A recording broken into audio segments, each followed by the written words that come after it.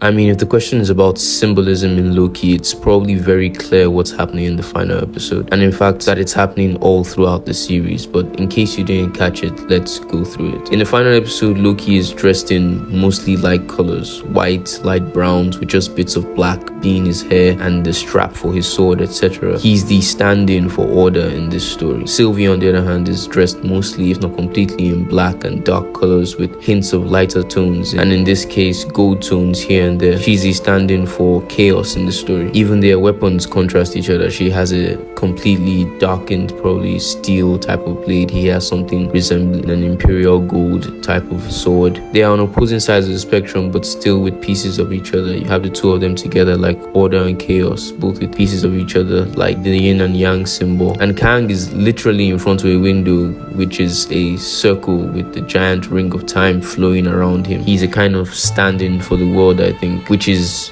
neither really good or evil, neither really order or chaos. And that's what this story has been leading to. That's what we're about to see unfold. Watching Loki was such a weird feeling for me because I was expecting this sprawling mythical story about the gods and how their games affect human history and the pillars of nature as we know it. So seeing Loki essentially have a cubicle job and hop around the universe for most of the show was a bit weird, a bit underwhelming. But then I watched the finale and I thought to myself, oh, I see it now. This is what we've been waiting for. That's why it feels so right. What's about to happen here? A battle between order and chaos that will reshape the universe for a long time. The pendulum of power between these eternal forces swinging back to the side that has been neglected. And we know that Sylvie is going to kill Kang. It's obvious. It feels right. It feels inevitable. But why? Because she's the rebel. She's the variant who escaped. She's been chasing and making her own destiny all her life, surviving in apocalypses, literal hotbeds of chaos, and the freedom that it brings. She's the embodiment of it. And she's in great contrast to our own Loki, who's always been chasing power and order and tyranny, a throne. His glorious purpose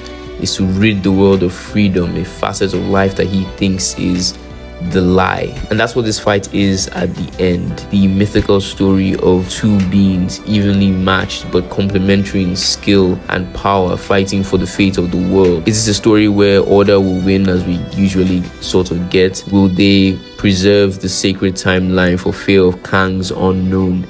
No, not this story. A story that has shown us how messed up the quest for dictatorship and order is through both our main character, the struggles and the things that he has come to realize about himself, our Loki, and Kang, who says that all this has gotten rather stressful. He's old. It's a young person's game, he says, and has made us empathize with the variants, the children born from chaos, the free, the rebels, the millions, maybe billions of people who are wiped out, pruned from the rest of reality because they are not meant to exist. And it's tragic, really. It's tragic because of what we know is coming. It's tragic because if they were more in harmony, if they could ever be in harmony as light side and dark side, as order and chaos, as yin and yang, things might actually go well. But maybe life, or at least our concept of it, is fundamentally broken. It doesn't seem to matter what we do. Perhaps there's always going to be a god and a devil and a fall of our world in a garden outside of time. But at least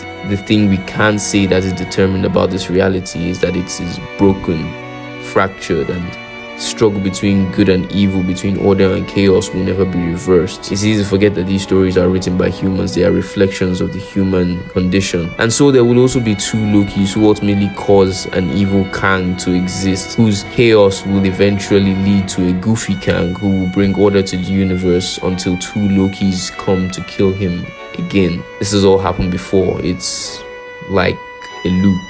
I think that's a fantastic story that reflects the mythology and philosophy of mankind, and that is Loki.